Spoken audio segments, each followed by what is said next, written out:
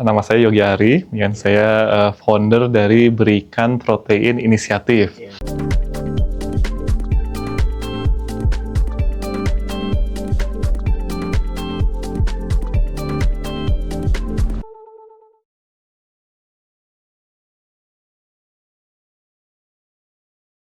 Ya, jadi Berikan Protein Inisiatif adalah sebuah gerakan yang untuk menyadarkan masyarakat tentang pentingnya asupan protein. Jadi hubungannya dengan quote unquote susu ikan itu ya. Kita sebenarnya mentionnya adalah minuman berprotein. Minuman berprotein adalah sebagai sebuah produk campaign. Bagaimana protein kan itu sangat penting sekali kan, dan itu harusnya bangsa kita yang sekarang ini asupan proteinnya itu masih jauh sekali ya di bawah bangsa-bangsa ASEAN, apalagi bahkan negara maju gitu ya. Nah, jadi kita pengen target asupan protein masyarakat Indonesia minimal itu bisa menyamai bangsa-bangsa di ASEAN dulu. Ya, jadi kalau rata-rata sekarang masih di bawah 60 gram per orang per hari gitu ya. Nah, harapannya bisa di atas 100 untuk kita bisa mengejar ketertinggalan dari negara lain.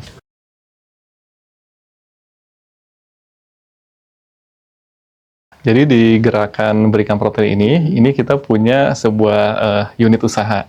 Nah, unit usaha ini memang mereka memasarkan produk-produk yang berprotein tinggi. Ya, nah sebenarnya tujuannya adalah untuk menunjang juga, ya menunjang juga. Jadi kalau misalnya kita hanya sebuah gerakan, kan tanpa sebuah campaign produk, ya, dan produknya apalagi yang bisa langsung dirasakan khasiatnya, nah ini jauh lebih efektif dibandingkan kita hanya mengedukasi. Nah, jadi ini bagian dari gerakan Berikan Protein. Oke, ini yang sekarang lagi jadi viral dan jadi polemik nih ya. Nah, jadi sebenarnya saya ingin meluruskan bahwa sebenarnya yang kita produksi itu adalah minuman berprotein tinggi, minuman asam amino sebenarnya ya. Nah, jadi kita ingin tadi meningkatkan asupan protein asam amino ya. Nah, tapi karena karakteristik dari produknya yang itu yang warnanya putih ya, dalam bentuk powder kan, warnanya putih. Terus juga ketika dirasakan secara tekstur atau organoleptik itu mirip dengan susu gitu ya, yang sekarang beredar di pasaran itu, atau susu dari sapi itu ya, mamalia itu. Nah, akhirnya persepsi orang tuh menyamakan gitu. Ini kok mirip dengan susu gitu ya, dilihat dari sisi appearance. Nah, tapi susunya kok dari ikan itu. Ya? Nah, karena kalau kita pakai bahasa campaign di masyarakat bicara mengenai minuman berprotein tinggi asam amino dari ikan gitu ya, mungkin kan terlalu panjang gitu ya. Nah, tapi ternyata masyarakat menganggapnya, oh ini udah aja kita bilangnya adalah susu ikan gitu. Nah, jadi yang mention ini adalah dari masyarakat, dari customer gitu. Nah, itu yang buat kita pun jadi berarti kan tujuan utamanya tuh bagaimana kita bisa menyadarkan ya masyarakat tentang pentingnya protein. Nah, sekarang ada sumber protein yang alternatif protein gitu ya, yang bisa melengkapi itu dari protein dari ikan. Nah, jadi ketika bergulir di masyarakat bahwa ini ternyata menjadi sebuah idiom mungkin secara bahasa gitu ya, menjadi susu ikan ya, buat kita pun jadi ternyata campaign dengan susu ikan malah lebih masuk untuk awareness ke masyarakat seperti itu.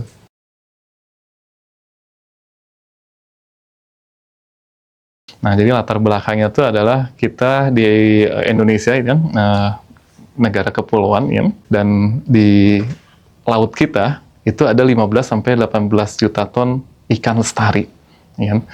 Luar biasa sekali kekayaan ikan di laut Indonesia ya. Nah, tapi kita juga melihat bahwa profesi nelayan ini kan profesi yang termiskin ya, dengan nilai tukar nelayan juga yang paling rendah gitu kan. Nah, sekarang kita lihat di sisi lain, di sisi kalau tadi kita bicara di sisi supply, sekarang kita bicara di sisi demand.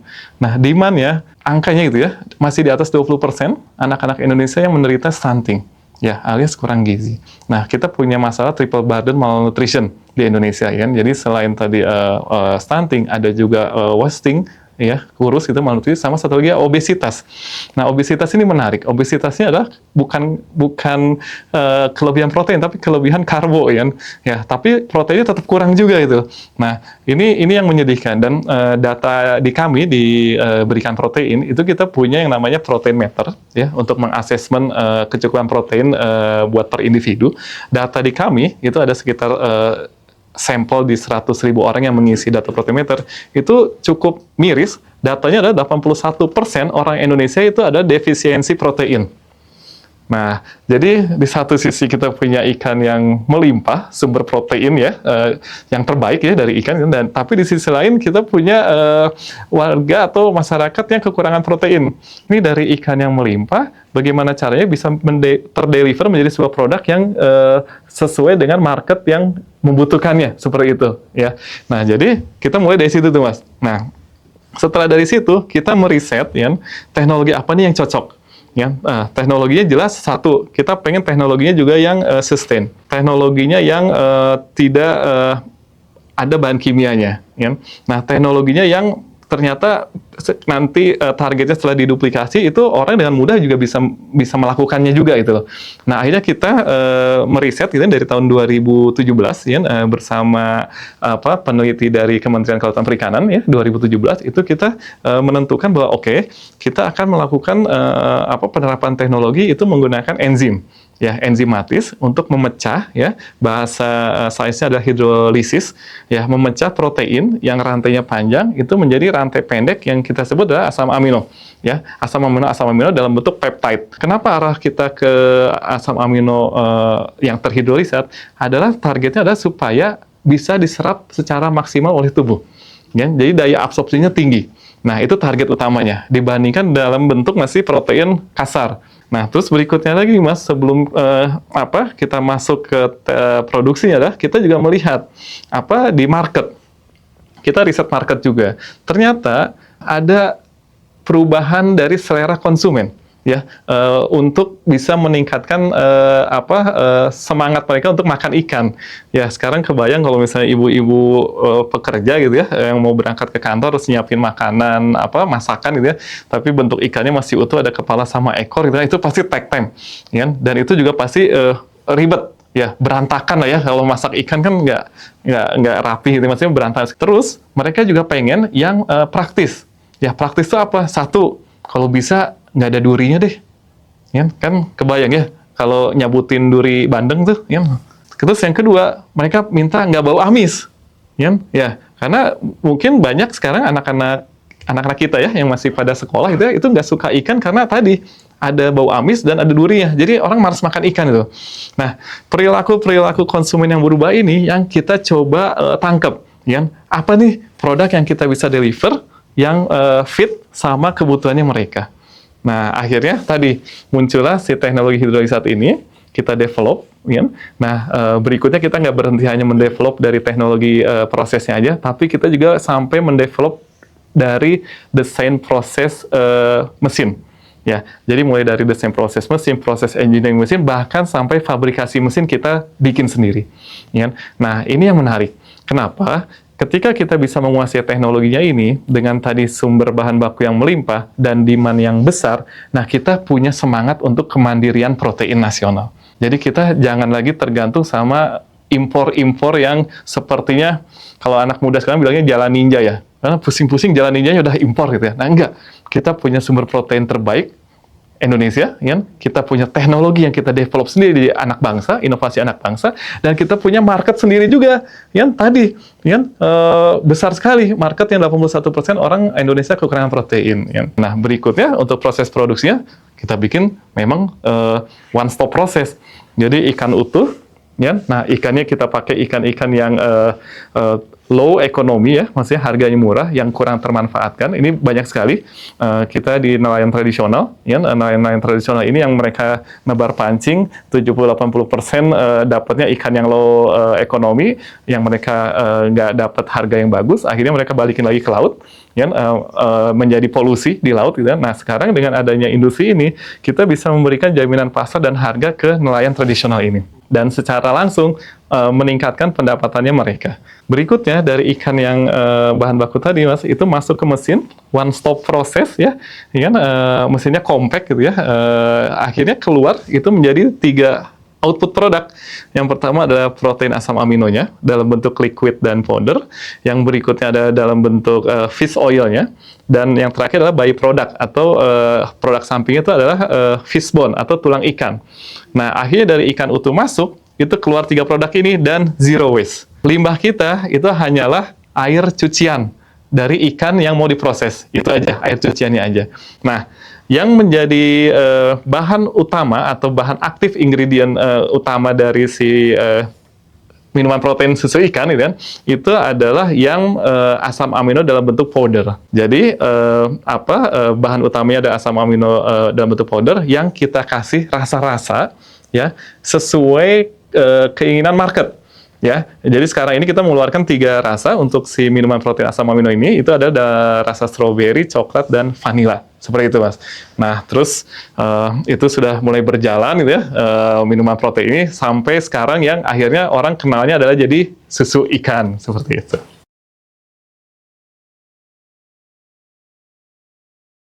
Kita mencoba mengatasi problem yang atau jadi isu yang ada di industri perikanan tangkap ya, terutama perikanan tangkap yang laut ya.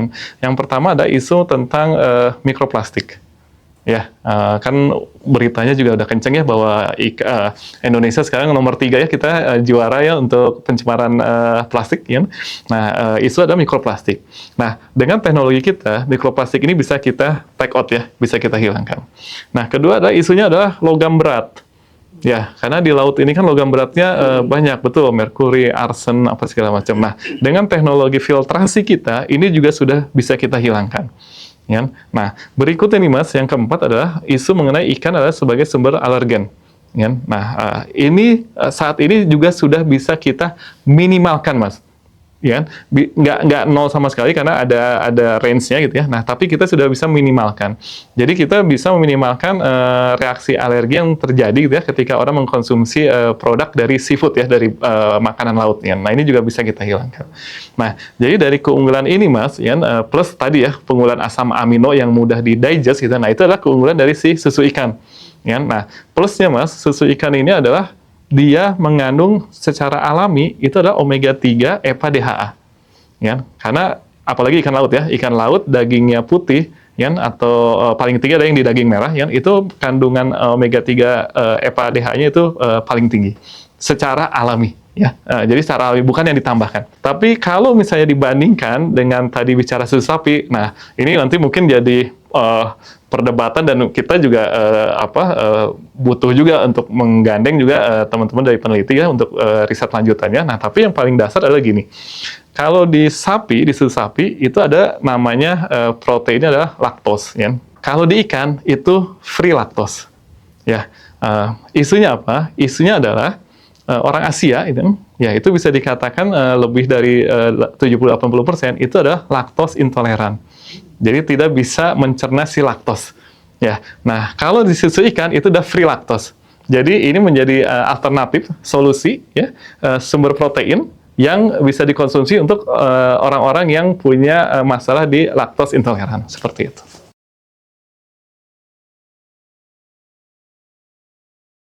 Ya, bisa, karena base-nya tadi adalah asam amino.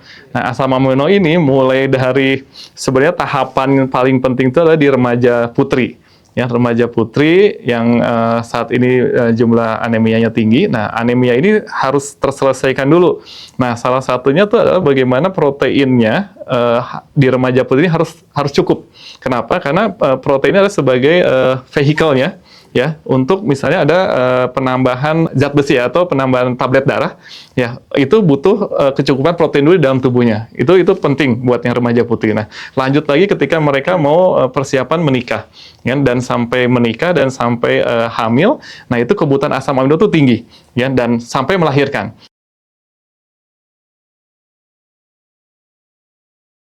Rasanya dibully, akhirnya saya berpikirnya positif aja. Buat saya menjadi sebuah feedback yang menarik ya. Jadi dengan teman-teman yang bergerak di bidang peternakan gitu ya, misalnya di sapi perah gitu ya. Nah, sebenarnya kita tuh seperti menjadi sebuah trigger gitu kan. Ya, kenapa kok bidang sapi perah sampai saat ini belum bisa seberhasil gitu ya, yang harusnya ditargetkan gitu ya, seperti itu. Nah, dengan adanya si susu ikan itu kita jadi kayak persaingan yang positif gitu loh, kan? Jadi kita tidak saling menggantikan, tidak, karena susu sapi jelas tidak tergantikan oleh susu ikan, itu tidak mungkin, karena memang berbeda, kan? Berbeda sekali gitu. Nah, tapi bagaimana ini dua-duanya itu bisa saling melengkapi. Jadi kalau misalnya kondisi saat ini dengan produktivitas susu sapi gitu ya, yang masih belum meningkat, sedangkan di satu sisi kita punya ikan yang melimpah dan ini kita bisa olah, ya. Nah, kenapa enggak ini menjadi sebuah kolaborasi gitu ya. Jadi menjadi sebuah complementary product ya, yang ujung-ujungnya adalah kita harus punya kemandirian protein. Satu hal ini menjadi bless in disguise gitu ya. Jadi di satu sisi kita juga berharap sebenarnya ini ramai memang. Ya, kenapa? Satu, karena kita ingin menunjukkan bahwa bangsa Indonesia hasil karya inovasi anak bangsa pun bisa. Ya, jadi betul-betul kita ingin membuka mata banyak pihak, sebenarnya banyak orang gitu kan. Jadi yang selama ini mungkin tertutup ya dengan isu-isu yang lain itu. Padahal sebenarnya kita kalau saya katakan ya, bangsa Indonesia itu adalah kita darurat protein. Ya, bayangkan kalau kekurangan protein, ya protein rantai panjang atau protein asam amino, kira-kira apa yang terjadi, Mas? Pertumbuhannya, dan yang paling penting apa, Mas? Kecerdasannya, Mas, isi kepalanya, dan juga kesehatannya.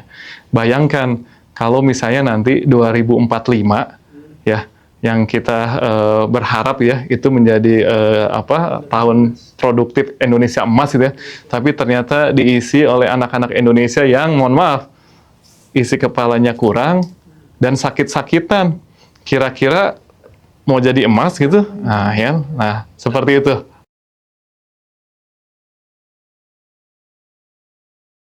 Nah, jadi sampai saat ini memang kita masih berproses, Mas, ya, masih berproses ya untuk juga pendekatan. Dan kita juga ingin juga bahwa apa yang kita lakukan ini juga sebenarnya adalah buat bangsa ini ya, pastinya ya, Mas ya. Ya. Nah, jadi sampai saat ini memang kita belum digandeng maksudnya secara pernyataan atau tapi kita sudah sounding. Ya, kita sudah sounding ya tim di Badan Gizi, ya, kita sudah sounding dan kita ingin menunjukkan bahwa sebenarnya, Mas, bukan hanya bicara mengenai masalah pemenuhan gizi dari susunya aja, tapi bagaimana kita juga harus bisa melihat ini menjadi sebuah kesempatan masyarakat untuk bisa produktif. Ya, ini kan yang menjadi PR sebenarnya. Bayangkan, Mas, kalau misalnya industri susu ikan ini bisa tersebar di banyak daerah di seluruh Indonesia gitu. Jadi kita nggak hanya bicara hanya di hilirnya aja, tapi hulunya pun satu, penciptaan lapangan kerja. Ya, otomatis ketika ada lapangan kerja, otomatis pendapatan meningkat. Otomatis daya beli juga meningkat. Otomatis warga masyarakat juga bisa punya pilihan. Ya. Kalau mereka mau cari protein yang berbasis, mereka punya daya beli, seperti itu. Yang pertama adalah job creation, jadi penciptaan lapangan kerja. Nah, yang kedua, Mas, sebenarnya ada benefit juga buat negara. Apa? Ketika industri ini hadir di Indonesia, Mas, di seluruh daerah di Indonesia, yang pertama apa? Benefit dari pendapatan pajak, ya. Ada PPN, ya, ada PPh badan, ada PPh perseorangan. Nah, ini menjadi sebuah benefit buat negara. Ya. Nah, tapi di sisi lain, Mas, kesejahteraan nelayan meningkat. Ya. Karena ikannya ada jaminan pasar dan jaminan harga. Yang dilihat adalah tadi, kita punya semangat, kita tidak tergantung sumber protein dari luar. Jadi betul-betul blue protein asli Indonesia, seperti itu.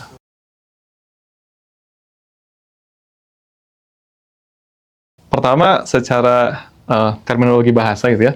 Jadi memang yang kita mention itu adalah sebenarnya minuman berprotein tinggi asam amino. Ya, ini coba kita luruskan dulu ya, Mas, karena saya juga tidak mau menjadi polemik yang berkepanjangan ya, walaupun akhirnya memang yang dikenal oleh masyarakat saat ini itu adalah, oh ya udah, ini susu ikan itu. Ya, walaupun ada quote on quote bahasa susu ini memang tidak dibolehkan gitu untuk ditaruh dengan kata ikan gitu. Kita adalah minuman berprotein asam amino dari ikan. Ya. Nah, masalah masyarakat menerimanya seperti apa, saya pikir ya itu kita kembalikan ke masyarakat. Ya. Nah, yang kedua, Mas, adalah kita tidak menggantikan susu sapi, tidak. Tapi kita complementary, kita melengkapi. Jadi kita menjadi alternatif ya, sumber protein. Ya, sumber protein, Mas. Jadi kita alternatif sumber protein yang kandungan lokalnya tinggi. Ya, dalam artian ini adalah 100% Indonesia itu, Mas. Nah, semangat kita ke arah sana, Mas. Karena ujungnya sama. Tadi, ujungnya adalah bagaimana tadi pengentasan defisit protein gitu ya di Indonesia. Ya, apakah itu mau dengan susu sapi, apakah itu mau dengan susu ikan. Nah, itu saling melengkapi, Mas. Nah, semangatnya ke sana. Jadi, kita ingin apa, Mas? Tadi kemandirian protein ini betul-betul muncul gitu kan dengan penggunaan bahan baku lokal dan teknologi lokal kita sendiri seperti itu.